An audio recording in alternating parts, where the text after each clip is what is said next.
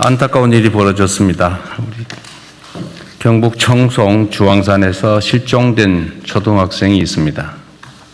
사흘째 수색을 하고 있는데 아직 발견을 못한 것 같습니다. 1분 1초가 다급한 상황인 만큼 수색에 필요한 모든 역량을 총동원해 주기 바랍니다. 실종 아동이 조속히 가족의 품으로 돌아올 수 있게 하는 것은 국가가 해야 될 중요한 일일 것입니다. 수색은 주로 경찰에서 하고 있겠죠? 예, 그렇습니다. 어디 계세요? 예. 지금 혹시 동원 인력이 얼마쯤 되는지 아십니까? 몇 명쯤 투입됐는지 알아보시고요. 예. 이게 지금 500명이 이틀 하는 것보다는 1000명이 하루 하는 게 좀 번잡하고 힘들긴 하겠지만 더 효율적일 수 있으니까. 예, 그렇습니다. 경찰 현재 281명, 소방 28명을 동원했는데 너무 적은 거 최대한 같아요. 더 동원을 하겠습니다. 최대한 동원해서 예. 그 주황산이 그렇게 넓지 않거든요. 예. 전부 다 착실히 뒤져보도록 하십시오. 예. 신속하게 조치하면 좋겠습니다. 예, 알겠습니다. 재정의 적극적이고 전략적 운영이 민생 경제에 실질적 동력을 제공할 수 있다라는 점이 연구 결과로 확인됐습니다. 지난해에 지급된 민생회복 소비 쿠폰이 지역 소상공인 매출을 소비 쿠폰 100만 원당 추가로 43만 원가량 늘리는 효과를 거뒀다고 확인됐습니다. 100만 원의 재정 투입을 통해서 총 143만 원의 경제적 효과를 거둔 것입니다. 1차적 효과가 그런 것이겠죠. 다시 2차, 3차의 효과도 있을 겁니다. 다른 여러 분석에서도 적시에 이루어진 과감한 재정 투입이 내수를 진작하고 경제 전반에 활력을 불어넣는다는 점이 일관되게 입증되고 있습니다. 그런데 이런 객관적 사실에도 불구하고 마치 돌림노래처럼 긴축을 강요하는 목소리가 사회 일각에 존재합니다. 국가 채무를 명분으로 들고는 있는데 사실상 민생 고통을 수수방관하라는 무책임한 목소리입니다. 한때 그런 시절이 있었죠. 절약이 미덕일 때가 있었습니다. 안 쓰고 아끼고 저축하고 막 허리 뒤 졸라매고. 그러니까 지금은 소비가 미덕인 시대입니다. 이 돈이 안 돌아서 문제인 사회가 됐습니다. 이럴 때는 투자를 통해서 경제가 순환하게 하는 게 정부의 역할입니다.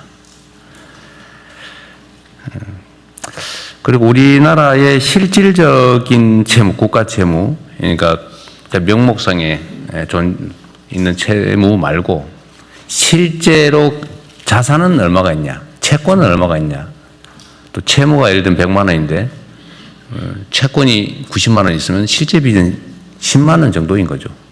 이렇게 따져보면 실질 채무가 10% 정도다. GDP 대비 10% 정도다라는 국제기관의 발표도 있었습니다. 다른 어느 나라보다도 국가 채무 구조가 우량하다라는 것입니다. 지금은 위기입니다. 이런 위기 시대에는 아끼는 것도 중요한데 오히려 국가의 역량을 키우는데 투자를 할 필요가 있습니다. 적극적 재정을 통해서 내수를 활성화하고 또 경제 성장률과 GDP 자체를 높이면 분모가 커져가지고 국가 부채 비율은 오히려 떨어집니다. 특히 이 과정을 통해서 잠재 성장률과 생산성이 제고되면 세입 기반도 확대되고 또 부채 비율은 장기적으로 낮아져서 경제의 성장판이 더욱 두터워지는 선순환 구조를 실현할 수 있습니다. 국민의 눈을 속이는 포퓰리즘적인 긴축 재정론의 함정에 빠져서는 안 됩니다. 아무 때나 막 쓰자는 그런 얘기는 전혀 아니죠. 그렇게 하면 안 되겠습니다. 경제가 정상화되고 활성화되고 있는데 자꾸 빚내서 쓸 일은 아니겠죠. 그러나 지금은 투자를 통해서 잠재력을 키울 수 있는 시기입니다. 특히 위기 시기이기 때문에 지금 투자하면 나중에 더 큰 보상으로 돌아온다라는 게 기본적 원리 아니겠습니까? 정부는 적극적인 재정 정책을 통해서 국민 경제 대도약의 발판을 닦는 데 역량을 집중해야 되겠습니다. 이런 기조를 바탕으로 하반기 경제 성장 전략 수립과 내년도 예산 편성에 임해주기를 당부드립니다. 중동 전쟁이 11주 차에 접어들면서 석유류 가격을 중심으로 일부 물가가 불안한 모습을 보이고 있습니다. 공공기관 이부제 또 민간의 자율적 오부제 등으로 불편을 겪는 국민께서도 많이 계실 겁니다. 그럼에도 정부의 위기 극복 노력에 국민들께서 힘을 모아주신 덕분에 우리 경제는 이런 대외 위기 속에서도 아주 견조한 모습을 보여주고 있습니다. 수출은 폭발적 증가세를 기록하고 있습니다. 자본시장 역시 역사적인 성장세를 시현하고 있습니다. IMF 외환 위기와 코로나 국난을 이겨낸 우리 대한국민들의 강인한 재력이 다시 발휘되고 있는 것입니다. 아직 전쟁의 출구가 보이지 않고 전쟁 이후에도 위기는 계속될 것입니다. 정부는 국민 경제에 대한 충격 완화와 함께 전쟁 이후 산업경제 질서 재편에 선제적으로 대응하겠습니다. 민생 안전 방안도 다각도로 추진할 것입니다. 지금까지처럼 정부를 믿고 위기 극복 방안에 적극 참여해 주시기를 부탁드립니다. 우리 국민들의 삶의 실질적 개선이 국가의 책임입니다. 실생활에 켜켜이 쌓인 비정상을 정상화하는 데서 민생 안정은 시작됩니다. 부정한 결탁과 짬짬이 반칙으로 타인에게 피해를 주면서 이익을 본다든지 또는 사익을 편취하는 이런 모든 민생의 손톱 및 가시 같은 것들을 남김없이 뽑아내야 됩니다. 그래야 사회 신뢰가 높아지고 국민 통합과 안정적 성장을 위한 기반이 조성됩니다. 이전에 구체적 사례로 몇 가지 지적한 게 있었죠.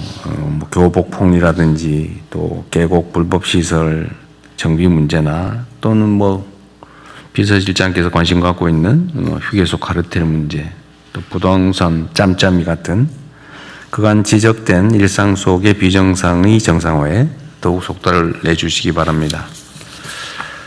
그리고 덧붙여서 몇 가지만 제가 말씀을 좀 드리도록 하겠습니다. 이 금융 분야, 실물 분야의 여러 문제들도 우리가 시정해 가고 있는데, 이 금융 분야의 문제점들을 우리가 계속 발굴하고 시정하고 있는데, 여전히 개선되지 못한 게 있는 것 같아요. 오늘 제가 어디 언론 보도해 보니까 민간 배드뱅크 상록수라고 하는 게 있나 봅니다. 근데 거기서는 카드 사태 때 발생된 부실채권 정비를 한다고 그때 당시에 이제 연체 채무자들, 연체된 가입자들 채권을 이렇게 모아가지고 관리하는 곳이 있나 본데 그게 아직도 그걸 아주 열심히 추심을 하고 있나 봅니다. 카드 사태 때 카드 회사 금융기관들이 다 정부 세금으로 도움받지 않았나요? 근데 그 원인이 됐던 우리 국민들의 연체 채권을 악착같이 참 열심히 지금도 추심하고 연간 수십조 원씩의 영업이익을 내면서도 그 몇십억, 몇백억 이렇게 몇백억도 아니고 백몇십억 이렇게 배당을 받고 있나 보던데 그거 금융위원회 소관인가요? 네. 그거 파악하고 있었어요? 네. 좀 이따 한번 얘기 한번 해주세요. 네. 그 대책이 뭔지 파악하고 있다니까 다행인데 혹시 모르고 있나 싶어가지고 내가 한번 오늘 국무회의 방에 올려봤었습니다. 어쨌든 대안을 한번 들어보기로 하고요. 그리고 또 덧붙여서 이게 이런 기사도 있던데 50만 원 대출해주고 9일 만에 80만 원 상품권으로 받더라. 이거 명백하게 이자 제한법 위반이죠. 우리 법무장관 맞죠? 이게 돈으로 안 갚고 물건으로 또는 대체 상품으로 갚는다고 대부업법 적용이 안 되는 게 아니죠. 네, 그렇습니다. 네. 이거 무효인데다가 처벌될 사안이죠, 이거. 네. 원금 안 갚아도 되죠. 네, 지금 뭐 법률 이렇게 바뀌었습니다. 지금 이제 연간으로 따져서 수수료 뭐 명목을 불문하고 여하튼 실제 빌린 돈의 연간 60% 이상을 붙여서 뭔가를 받는다고 하면 원금도 안 갚아도 된다는 거죠. 그런 계약은. 네, 법률 개정으로 안 갚아도 됩니다. 근데 아직도 이런 짓을 하는 악덕 사채업자들이 있나 봐요. 이거 처벌 조항도 있는 것 같은데 우리 경찰에서든 이런 것도 좀 단속 열심히 좀 해주세요. 예, 그렇게 하겠습니다. 이게 뭔 잔인한 짓입니까 이게? 이게 주로 청년들이 이런 피해를 입거든요. 30만 원 빌리고 뭐 몇 달 후에 100만 원 갚고 실제로는 30만 원 더 받고 빚을 300만 원으로 치고 막 이런 짓 하잖아요. 하여튼 철저하게 단속 좀 해주시기 바랍니다. 예, 알겠습니다. 네. 언론에 기자들 눈에 띄는데 왜 수사기관 눈에는 잘 안 띌까라는 의문을 국민들이 갖지 않게 하십시오. 예. 네. 예, 철저하게 그러십시오. 하겠습니다. 그리고 저기 행안부 계곡 정비 열심히 하고 계시죠? 네. 네, 오늘 저 보고서에 보니까 4월 30일 기준으로 발각된 불법 시설 뭐 부당 용도 변경 사례가 72,650건. 네, 72,640인가 그렇습니다. 그것도 아직 다 끝나질 않았어요. 아직 안 끝났고. 예, 더 마저 지금 한 70만 건 정도의 그 항공 자료가 네. 아직 남아 있는데요. 이대로 뒤지면 한 10만 건은 넘어가겠죠. 그 정도까지는 안 되고요. 한 10%에서 15% 정도가 불법 시설로 확인이 되고 있습니다. 그래서 다 하고 나면 아마 8만 5천 건. 8만 5천 건. 딱 100배네요. 처음 초기 첫날 보고 있던 거에. 예. 실상이 이러니까 잘 챙기도록 하십시오. 이게 정말 정부 수립 이래 계속 방치되어 왔던 거잖아요. 그렇습니다. 말이 안 되는 일인데 하여튼 이게 당연한 것처럼 과거에 했던 일이니까 뭐 지금 갑자기 왜 이러냐 이렇게 항의도 할 텐데 오래 계속됐다는 이유로 잘못이 아닌 게 되는 건 아니죠. 네, 그렇습니다. 이런 걸 적폐라고 그러죠. 예, 적폐. 쌓여 있는 오래 쌓인 폐습. 예, 적폐. 국공유지를 사유화하고 있는. 네. 그렇죠. 국민 모두의 것을 독점해가지고 국민에게 피해를 입히고 부당한 이익을 취하고 있죠. 바가지 씌우고. 네. 어쨌든 이번 기회에 깔끔하게 정리를 하기로 하고요. 다만 이 과정에서 지원할 건 좀 지원도 좀 하고. 네, 예산 협조할 때는 제가 전에 그 정리할 때 이렇게 선택 여지를 줬거든요. 그러니까 스스로 하는 경우 안에서 정부가 나설 경우 이럴 경우에는 스스로 하면은 뭐 철거도 도와주고 또 나중에 복구도 도와주고 네. 또 재기할 수 있는 금융 지원도 해주고 예를 들면 주변에 편의시설을 갖춰주거나 공공시설을 갖춰주고 주차장이나 뭐 아니면 탐방로 또 계단 뭐 이런 화장실 이런 공공시설도 갖춰주고 다 지원해주고 형사처벌도 안 하고 이렇게 하는데 만약에 버틴다고 하면 강제 철거를 당연히 하고 철거 비용도 물리고 형사처벌도 하고 지원도 없고 뭐 금융과 같은 시설 협조도 없다. 둘 중에 좀 선택해서 하게 하면 되게 다 스스로 하더라고요. 네. 어쨌든 그걸 일일이 다 정부 공권력을 동원해 가지고 막 철거하고 할 수 없으니까 스스로 할 수 있게 하고요. 제가 언제 얘기 한번 했는 것 같은데 어느 지역에는 보니까 그 사실 공공이 해야 될 공공시설에 준하는 거를 민간인들이 돈을 내 가지고 만든 게 있더라고요. 예, 그런 게 있어요. 저희 경북 어디에 그런 게 있던데 보니까. 네네. 근데 그게 어민들이 무슨 어업 활동을 하기 위해서 필요한 기반 시설인데 예, 예.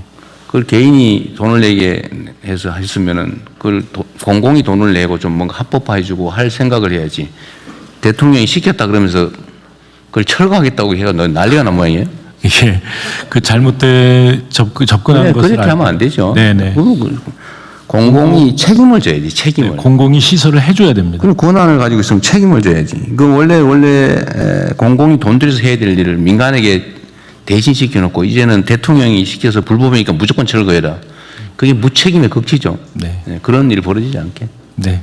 알겠습니다. 완전 사익을 위해서 악용하는 거라면 그게 철거하는 게 맞지만 이렇게 모두를 위한 공공시설 국가가 해야 될 일을 민간인들이 대신한 거를 부셔버리겠다. 이게 뭔 짓입니까? 행패지 이게. 다만 이 개인들이 설치하다 보니까 홍수에 취약한 시설 뭐 그런 건 보완을 해야 되겠죠. 예, 보완해서 근데 하도록. 제가 지적하는 거는 정부가 권한을 행사하면 권한에 상응하는 책임을 져야 된다는 거예요. 근데 이거를 불법이니까 무조건 철거. 그 대통령이 시켰으니까 너네 부셔버리겠다. 이래가지고 지금 내가 보기엔 약간 저항하는 거 아닌가 하는 생각도 좀 들던데. 하여튼 그런 합리적인 기준을 잘 만들어서 처리하도록 하시고요. 네. 그리고 어떤 일종의 그 예외를 만들어야 되는데 형식적으로는 법률에 위반되는 거잖아요. 그러니까 그런 경우는 어떻게 조치할 것인지를 일선에 맡겨놓으면 판단을 할 수가 없어요. 자기 책임 문제가 불분명하기 때문에. 그래서 이런 거는 정부 차원에서 무슨 위원회 같은 거 하나 만들든지 해서 판단을 해 주세요. 이거는 그냥 놔두세요. 이거는 이렇게 합법화를 해 주세요. 원래 있는 불법 시설을 합법으로 전환하는 건 원칙적으로 안 되거든요. 네. 그러나 이런 걸 필요한 경우는 뭐 일부 지원 보조를 하고 소유권을 포기시키고 정부가 취득한 다음에 거기다 일부 보완 시설을 하고 하면 돼요. 포기 각서 받고. 네. 네. 어쨌든 그런 방식으로 가능한 방안을 좀 찾아보십시오. 예, 알겠습니다. 여름에 그 핵낙찰 오기 전에 좀 우리 국민들께서 여름을 보내기에 불편하지 않도록 중요도에 따라서 급한 데부터 먼저 하도록 하십시오. 네, 알겠습니다. 네, 네.